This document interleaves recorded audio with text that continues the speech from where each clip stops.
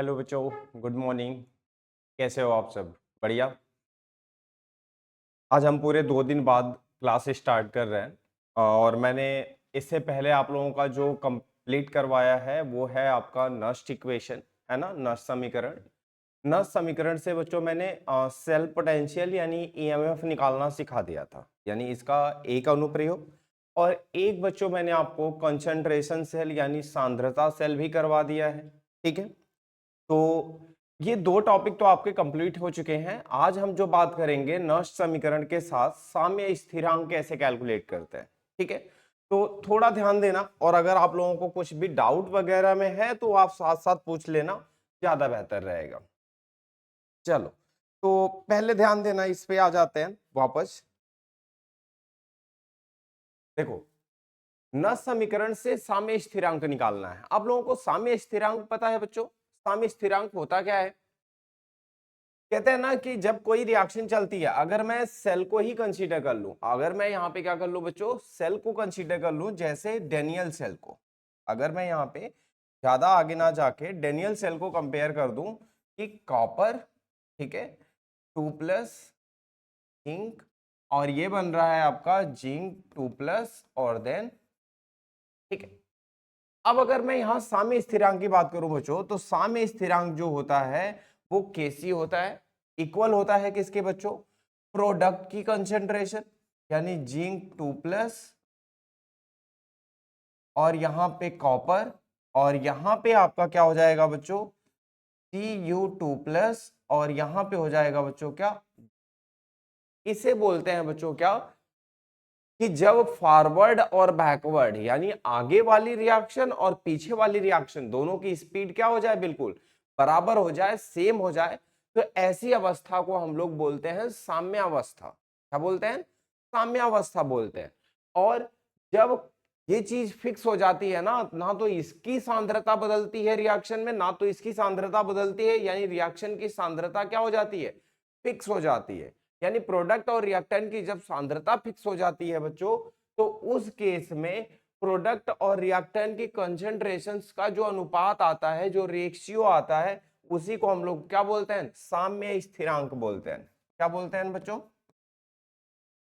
साम्य स्थिरांक। ठीक है, इतनी बात तो आपको समझ आ गई होगी। अब ये साम्य स्थिरांक की बात हो रही है, तो यही बात यहां पे चल रही है कि नस्ट इक्वेशन की सहायता से आप कैसे साम्य स्थिरांक की गणना करोगे।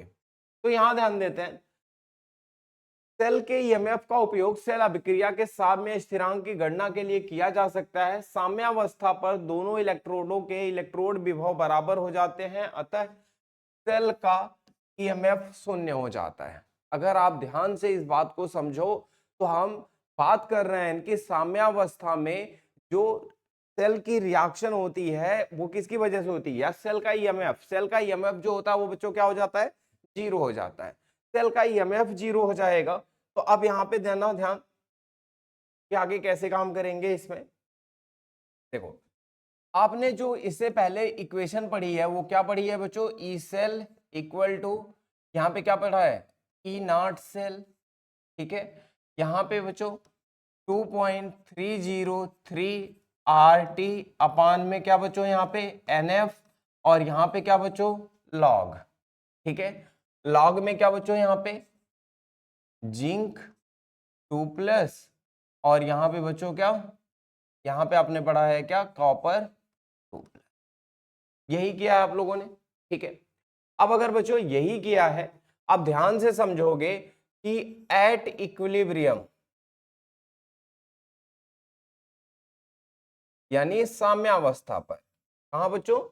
साम्यावस्था पर, साम्यावस्था पर आपका क्या हो जाएगा? ई सेल बच्चों जीरो हो जाएगा, क्योंकि यहाँ पे जो आपकी अभिक्रिया है वो बंद हो जाएगी, रेडॉक्स अभिक्रिया चलेगी ही नहीं। और जब रेडॉक्स अभिक्रिया नहीं चलेगी बच्चों, इसका मतलब सेल विभव आपका क्या हो जाएगा? जीरो। और जब सेल विभव जीरो हो जाएगा बच्चों, ये वाला पार्ट जीरो हो जाएगा, तो ये इक्वेशन कैसे लिखोगे आप? इसे लिखोगे, इसे इधर ट्रांसफर कर देना, क्या हो जाएगा बच्चों? ई नॉट सेल बराबर हो जाएगा 2.303 आर टी, और यहाँ पे क्या हो जाएगा बच्चों? एन एफ, और ये हो जाएगा बच्चों लॉग, और यहाँ पे इस पार्ट को बच्चों साम्यावस्था पे इस पार्ट को बच्चों क्या बोलते हैं, केसी बोलते हैं या के बोलते हैं। ठीक है, ये हो जाएगा आपका क्या, साम्य स्थिरांक। ठीक है, साम्य स्थिरांक हो गया, ये बच्चों आपका क्या हो गया, एक फॉर्मूला हो गया। इतनी बात आप लोगों को समझ आ गई होगी। ये क्या हो गया बच्चों, एक फॉर्मूला हो गया, यानी यहां से हम क्या कर सकते हैं बच्चों, साम्य स्थिरांक की गणना कर सकते हैं। ठीक है, अब साम्य स्थिरांक की गणना कर सकते हैं यहाँ पे, तो ये फॉर्मूला ध्यान रखना। एक तो ये बात, ठीक है, कि यहां से हमें क्या करना है, साम्य स्थिरांक की गणना करना है। चलो आप लोग फटाफट ये चीज देख लो, फिर मैं आपको आगे समझाता हूं। बच्चों यहां तक क्लियर है सबको, कोई कंफ्यूजन तो नहीं। अब ध्यान देना, जब क्वेश्चन में आपको क्या मिले, केसी की वैल्यू मिले, ठीक है, केसी की वैल्यू क्या सजेस्ट करेगी आपको बच्चों, केसी की वैल्यू हमेशा सजेस्ट करेगी कि केसी की वैल्यू अगर क्या होता है बच्चों, लार्ज होता है, अगर केसी की वैल्यू बहुत बड़ी हो बच्चों, तो रिएक्शन आपकी क्या होगी, कंप्लीट होगी। केसी की वैल्यू क्या हो, लार्ज हो, तो रिएक्शन आपकी क्या होगी बच्चों, कंप्लीट होगी। कहने का मतलब है कि केसी की वैल्यू अगर एक से ज्यादा आती है तो इसका मतलब है रिएक्शन आपकी ऑलमोस्ट मतलब कंप्लीट होने वाली है। और अगर केसी की वैल्यू आपकी क्या हो बच्चों, केसी की वैल्यू अगर आपकी क्या हो जाए, छोटी हो जाए, इसका मतलब है कि यहाँ पे आपकी रिएक्शन ज्यादा कंप्लीट नहीं होगी, यानी शुरू में ही साम्यावस्था में आ जाएगी। ठीक है, तो ये तो बात है। इस तरह से हम क्या निकालेंगे, आप साम्यावस्था यानी साम्य स्थिरांक निकालोगे। अब बात आगे की करते हैं कि विद्युत रासायनिक सेल और अभिक्रिया की गिब्स ऊर्जा से संबंध। बच्चों यहां पे एक बात आप ध्यान से समझना कि पहले तो गिब्स फ्री एनर्जी होती क्या है, आप लोगों को पता है ये बात, गिब्स फ्री एनर्जी या यहाँ पे गिब्स ऊर्जा क्या होती है।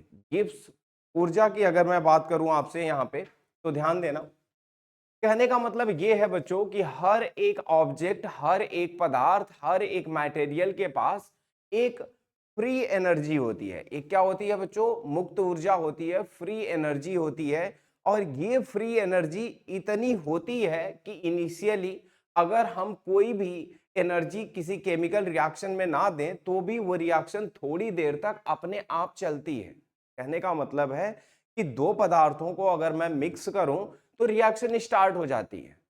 कोई भी ऐसी रिएक्शन नहीं है जहां पे आपको क्या करनी पड़े, एनर्जी ना देनी पड़े। और जब एनर्जी देनी पड़ती है तब जाके हो सकता है कि वो रिएक्शन आपकी होना शुरू हो। लेकिन पदार्थों के पास ऐसी कुछ न कुछ अमाउंट में थोड़ी बहुत एनर्जी जरूर अवेलेबल होती है, उनके पास रहती है, जो रिएक्शन को थोड़ी देर आगे ले जाने में मदद करती है। ये जो अवेलेबल एनर्जी है ना, फ्री एनर्जी, जो क्या कर रही है, रिएक्शन आपकी पूरा करवा रही है, इसी को हम क्या बोलते हैं बच्चों, गिब्स ऊर्जा बोलते हैं।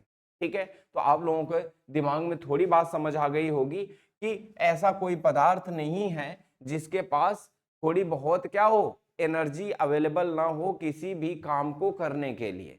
तो कोई भी काम करने के लिए किसके पास जो भी थोड़ी बहुत एनर्जी अवेलेबल होगी, उसी एनर्जी को हम क्या बोलेंगे बच्चों, गिब्स ऊर्जा बोलेंगे।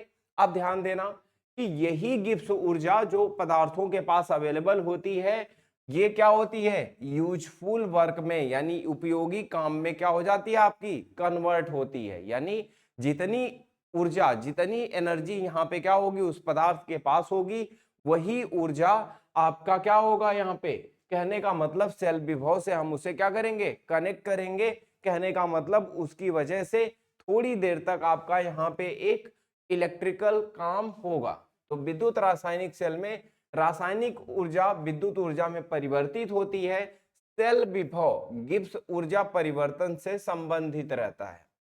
एक सेल द्वारा किया गया अधिकतम उपयोगी कार्य बच्चों इक्वल होता है किसके, NFE सेल के। आप लोगों को मैं छोटी सी बात याद दिलाऊं, इलेक्ट्रिकल वर्क आप लोगों को अगर याद हो बच्चों, यानी विद्युतीय कार्य, विद्युतीय कार्य की बात करूं मैं तो आप लोगों ने 10th में V इक्वल टू डब्ल्यू अपान में Q पढ़ा होगा। क्या पढ़ा है बच्चों, V इक्वल टू डब्ल्यू अपान में Q।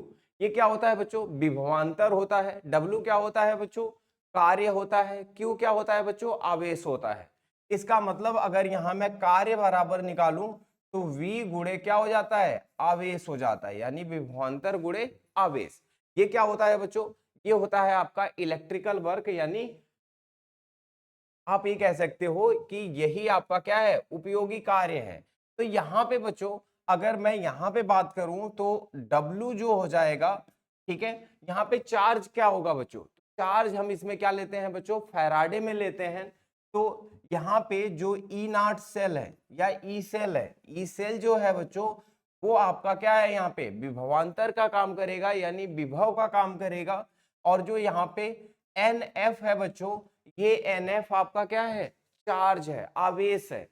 तो इन दोनों को मल्टीप्लाई करोगे तो बच्चों यहाँ पे जो आपका आया NF ई सेल, ये आपका क्या है बच्चों, ये आपका वर्क है। कौन सा वर्क है बच्चों, अधिकतम उपयोगी कार्य है। और डेल्टा जी आपकी बात हो रही है, तो डेल्टा जी यानी ये काम अपने आप हो रहा है। तो काम जब भी अपने आप होता है, स्पॉन्टेनियस होता है, तो वहां पे गिब्स फ्री एनर्जी या गिब्स ऊर्जा जो रहती है वो हमेशा ऋणात्मक होनी चाहिए, यानी नेगेटिव होनी चाहिए। ये पहचान है किसी भी काम के अपने आप होने की। अगर बच्चों किसी काम को अपने आप नहीं होना है, यानी आप उसे करवाओगे, आपका हस्तक्षेप रहेगा उसमें, तो हमेशा जो गिब्स फ्री एनर्जी है बच्चों वो क्या रहती है, पॉजिटिव रहती है, यानी धनात्मक रहती है।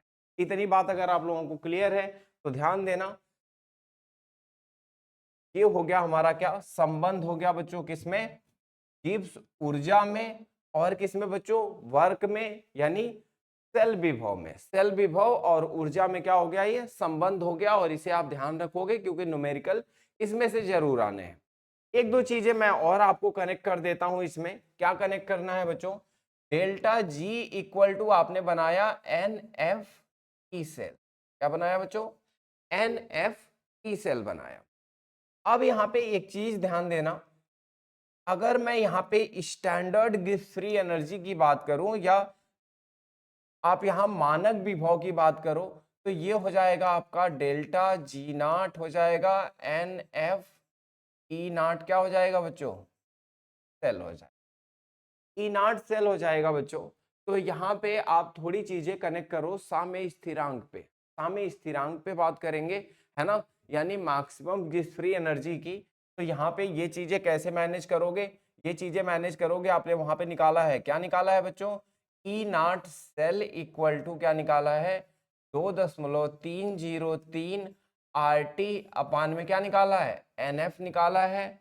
और यहाँ पे क्या निकाला है बच्चों, यहाँ पे लिखा है log KC। अगर बच्चों मैं इस NF को यहाँ पे कर दूं तो NF E naught cell equal to क्या हो जाएगा, 2.303 RT, और यहाँ हो जाएगा बच्चों क्या, log KC। ठीक है, अब आपको देख रहे हो ये डेल्टा जी के बराबर हो जाएगा, ये चीज क्या हो जाएगी आपकी, डेल्टा जी के बराबर हो जाएगी। यानी सारी चीजों को आप लिख सकते हो कि delta G equal to minus NF E naught cell equal to minus 2.303 RT log KC।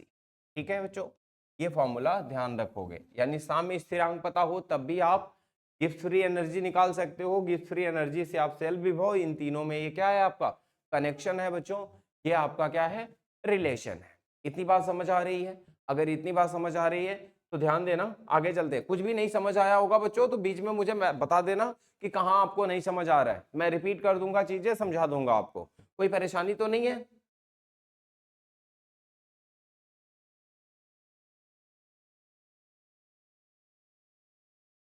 चलो कोई परेशानी नहीं है। तो एक ये टेबल है बच्चों छोटी सी, जिसमें से हो सकता है आपको कभी छोटे छोटे क्वेश्चन आ जाएं MCQ फॉर्मेट वगैरह में या असर्शन रीजन टाइप में। ठीक है, तो हम इससे कैसे निपटेंगे ये ध्यान देना। क्या क्या है बच्चों टेबल में, ई नॉट सेल है, डेल्टा जी है, के यानी आपका साम्य स्थिरांक है, और अभिक्रिया की प्रकृति की बात हो रही। ठीक है, अब यहाँ पे अगर बच्चों बात करें तो ये जो ई नॉट सेल है, आप फॉर्मूला यहां लिख लेना, डेल्टा ई इक्वल टू आपका होता है माइनस का NF ई नॉट सेल, और ये इक्वल होता है माइनस का 2.303 RT log KC। इसी से समझते हैं, अगर ई नॉट सेल बच्चों धनात्मक हो गया अगर ये बच्चों क्या हो गया, धनात्मक हो गया, तो डेल्टा जी क्या रहेगा बच्चों, डेल्टा जी ऋणात्मक रहेगा। देखो कैसे, एनएफ से तो कोई मतलब है नहीं अब इससे। ई नॉट सेल अगर आपका धनात्मक है तो ये पूरी वैल्यू क्या होगी, मल्टीप्लाई होके गुणा होके क्या रहेगी, ऋणात्मक रहेगी, ऋणात्मक रहेगी। और डेल्टा जी बच्चों अगर ऋणात्मक रहेगा, इसका मतलब है कि रिएक्शन हमेशा आगे की दिशा में चलती रहेगी, मतलब स्पॉन्टेनियस रहेगी। ठीक है, और यहाँ पे के की वैल्यू क्या होगी बच्चों, ग्रेटर देन 1 होगी, मतलब रिएक्शन आपकी ऑलमोस्ट कंप्लीट होगी। ठीक है, दूसरी बात बच्चों, अगर ई नॉट सेल जीरो हो जाता है, अगर बच्चों ई नॉट सेल जीरो हो जाता है, मतलब आपका डेल्टा जी जीरो हो जाएगा, और डेल्टा जी जीरो हो जाएगा इसका मतलब है बच्चों के की वैल्यू 1 हो जाती है, और जब के की वैल्यू 1 हो जाती है बच्चों तो ये हो जाता है आपका साम्यावस्था। साम्यावस्था में क्या होता है बच्चों, साम्यावस्था में रिएक्शन रुक जाती है, ना तो रिडक्शन होगा ना तो ऑक्सीडेशन होगा। अच्छा, अगर बच्चों ई नॉट सेल नेगेटिव हो गया, अगर बच्चों ये वाला पोर्शन आपका क्या हो गया, नेगेटिव हो गया, तो नेगेटिव होते ही डेल्टा जी आपका क्या हो जाएगा बच्चों, पॉजिटिव हो जाएगा। और डेल्टा जी आपका जैसे ही धनात्मक होगा, पॉजिटिव होगा बच्चों, आपकी रिएक्शन क्या होगी, आगे नहीं जाएगी, और आगे नहीं जाएगी यानी के की वैल्यू लेस देन 1 हो जाएगी, यानी यहां बच्चों अभिकारक बनना शुरू हो जाएगा, यानी रिएक्टेंट बनने लगेगा, रिएक्शन पीछे की तरफ आना शुरू हो जाएगी, उल्टी रिएक्शन चालू हो जाएगी। इतनी बात समझ आई आप लोगों को, कोई दिक्कत तो नहीं है यहाँ पे किसी को, क्लियर है सारे बच्चों?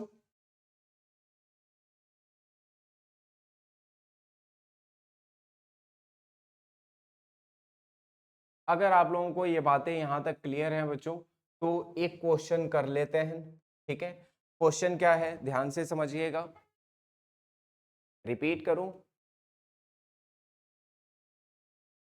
चल ध्यान देना बच्चों। यहाँ पे इनर्ट सेल की अगर मैं बात करूं, इनर्ट सेल ही ना अंशु, बेटा क्या नहीं समझ आया आपको, यही वाला है या कुछ और, जल्दी कंफर्म करो आप। ओके, देखो बच्चों यहाँ पे आपको क्या बताना था, इनर्ट सेल, डेल्टा जी, के और अभिक्रिया की प्रकृति, इन चारों चीजों में आपको थोड़ी बहुत चीजें हो सकता है क्वेश्चन से आए। हम इनर्ट सेल केवल आपको दिया हो तो आप बाकी चीजें कैसे पता करोगे, कैसे पता करोगे, ध्यान देना।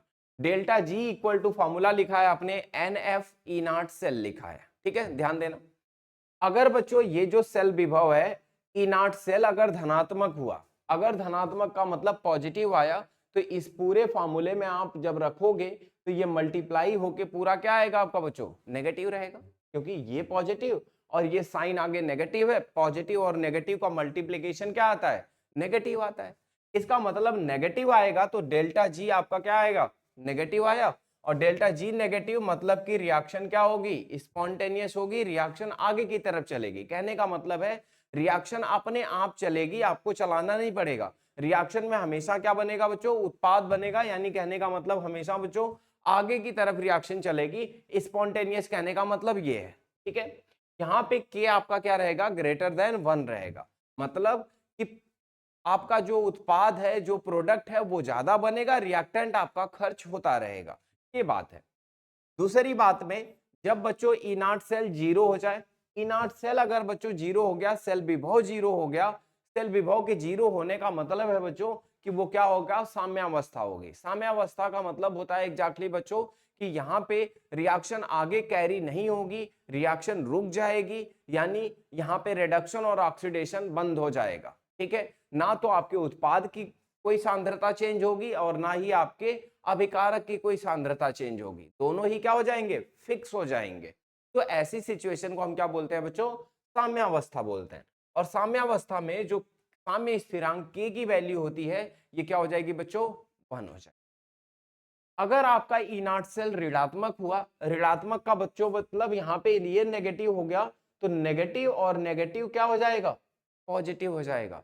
और जब पॉजिटिव हो जाएगा बच्चों तो डेल्टा जी पॉजिटिव यानी धनात्मक होते ही रिएक्शन आपकी नॉन स्पॉन्टेनियस होती है, मतलब रिएक्शन अब उल्टी शुरू हो जाएगी, उल्टी दिशा में, यानी आगे नहीं पीछे चलने लगेगी, उत्पाद नहीं बनेगा, आपका अभिकारक बनना शुरू हो जाएगा।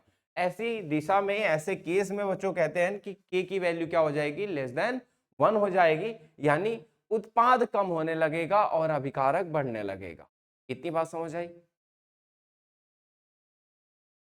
क्लियर है अब? ठीक है, चलो तो फिर अब आ जाते हैं हम आपके किस पे, न्यूमेरिकल्स पे। और न्यूमेरिकल्स की अगर हम बात करें यहाँ पे तो ध्यान देना, न्यूमेरिकल्स में क्या है, अभिक्रिया के लिए डेल्टा आरजी नॉट की गणना कीजिए।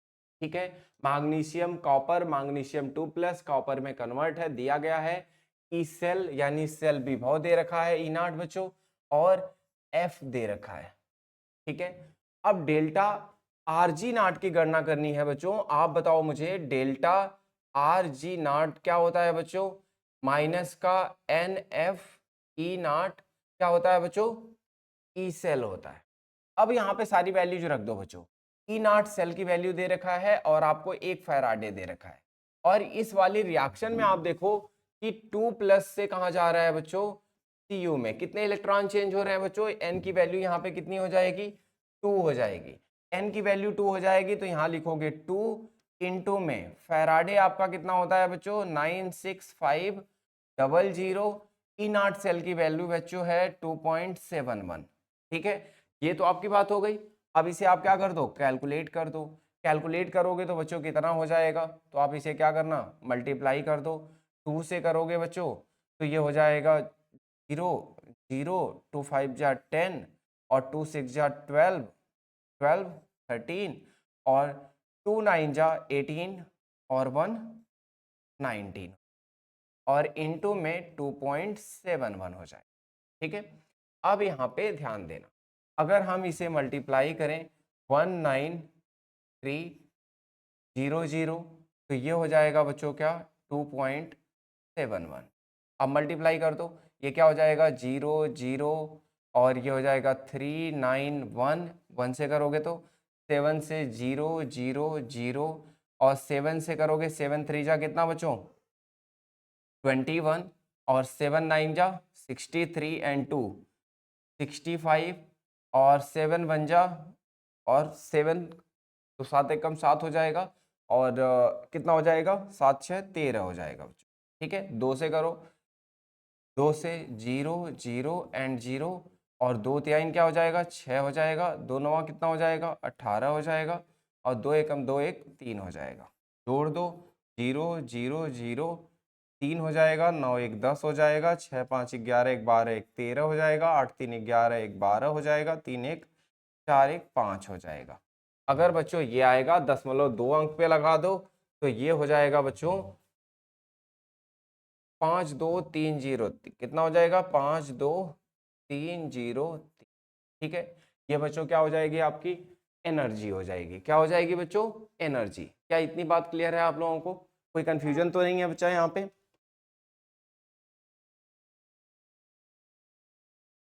जल्दी बताओ, क्या कोई दिक्कत है इसमें? नहीं, ठीक है। अब यहाँ पे बच्चों एक बात और है, क्या समझते हैं, कह रहा है डेनियल सेल से प्राप्त अधिकतम कार्य की गणना कीजिए। क्या करना है बच्चों, डेनियल सेल से प्राप्त अधिकतम कार्य की गणना। अधिकतम कार्य क्या होता है बच्चों, डब्लू मैक्स। डब्लू मैक्स क्या होता है बच्चों, ये होता है minus N F E naught cell. क्या होता है, N F E naught cell होता है अधिकतम कार्य।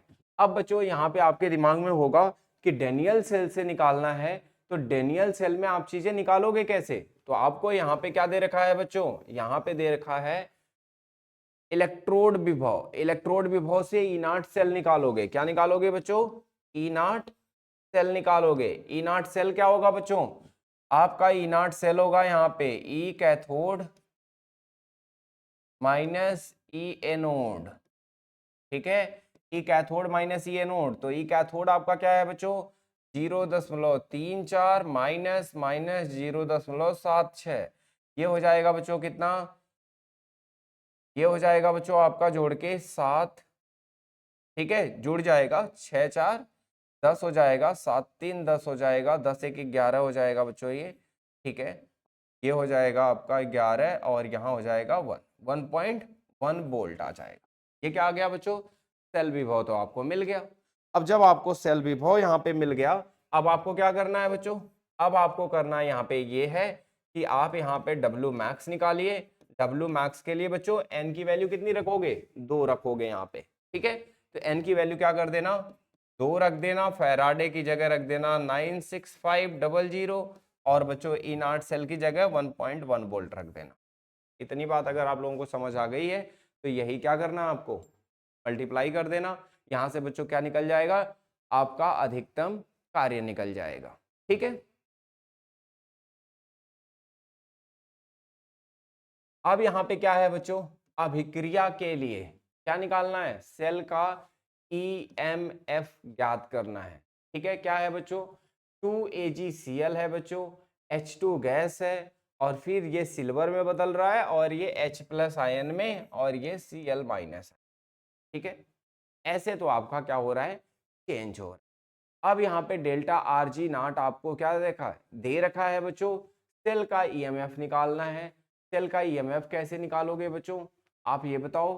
तो सेल का EMF निकालने के लिए बच्चों क्या करते हैं, सेल का EMF अगर आपको निकालना है यहाँ पे, ठीक है, तो सेल का EMF निकालने के लिए आपको ध्यान रखना पड़ेगा कि E0 सेल, क्या बच्चों, यहाँ पे E0 सेल आपका NF-E0 सेल, ये इक्वल होता है किसके बच्चों, डेल्टा G0, डेल्टा G0 के बच्चों होता है। और यहाँ कितने इलेक्ट्रॉन बच्चों एक्सचेंज हो रहे हैं, ठीक है। तो इलेक्ट्रॉन एक्सचेंज की बात है तो यहाँ पे इक्वेशन बैलेंस करके 2 से लिखी है, इसका मतलब 2 इलेक्ट्रॉन बच्चों, ठीक है। NF फैराडे रख देना, डेल्टा Rg रख देना और E0 सेल बस क्या करना है आपको, कैलकुलेट करना है। क्या कर लोगे आप लोग, किसी को कंफ्यूजन तो नहीं है यहाँ बच्चों, क्या बच्चों यहाँ से आप लोग E0 सेल निकाल लोगे। और अगर बच्चों E0 सेल निकल जाएगा तो आपको क्या निकालना पड़ेगा बच्चों, EMF निकालना पड़ेगा, ठीक है। और EMF के लिए आप फॉर्मूला लगाना मैं बता देता हूँ, हिंट दे देता हूँ आपको। E सेल इक्वल टू बच्चों लगाना E0 सेल, पहले तो E0 सेल यहाँ से निकाल लेना। E0 सेल यहाँ लगाना 0.059 अपान में बच्चों n और यहाँ पे लगाना आप लॉग, ठीक है। और लॉग में बच्चों यहाँ से क्या लिख लेना, सारा टर्म लिख लेना। क्या लिखोगे बच्चों, प्रोडक्ट की कंसेंट्रेशन, प्रोडक्ट की कंसेंट्रेशन में क्या लिखोगे बच्चों, H+ का पावर 2, यहाँ पे क्लोरीन की पावर क्या बच्चों 2 और नीचे बच्चों क्या लिखोगे, नीचे लिखोगे H2, यहाँ पे क्या है बच्चों, गैस है, ठीक है। H2 गैस है, वैसे AgCl है। एक बात आपको ध्यान रहे कि ये आपका क्या है, 1 है, ठीक है। वैसे 1 ATM लिख रखा है इन्होंने, तो ये चीज क्या रहेगी बच्चों, 1 रहेगी। अब यहाँ से आपका क्या रहेगा, E0 सेल आपको पता है, ये रख देना, n की वैल्यू 2 है, ये रख देना। H+ की कंसेंट्रेशन बच्चों कितनी दे रखी है, 0.1। Cl की कंसेंट्रेशन कितनी दे रखी है बच्चों, 0.1। चलो मैं सॉल्व कर देता हूँ, ध्यान से देखो। अगर ये चीजें यहाँ रख दोगे आप तो लॉग में कंफ्यूज मत होना, यहाँ पे बिल्कुल आपको कंफ्यूज नहीं होना है। क्या करोगे, ये पोर्शन, ये 0.059 अपान में यहाँ पे 2 कर देना, माइनस का E0 सेल निकाल के यहाँ पे रख देना, ठीक है। यहाँ पे क्या करोगे बच्चों, इसको कर दोगे 0.1 का स्क्वायर, इसको भी 0.1 का स्क्वायर, ठीक है। 0.1 का स्क्वायर बच्चों हो जाएगा आपका कितना, 0.01 और ये भी 0.01।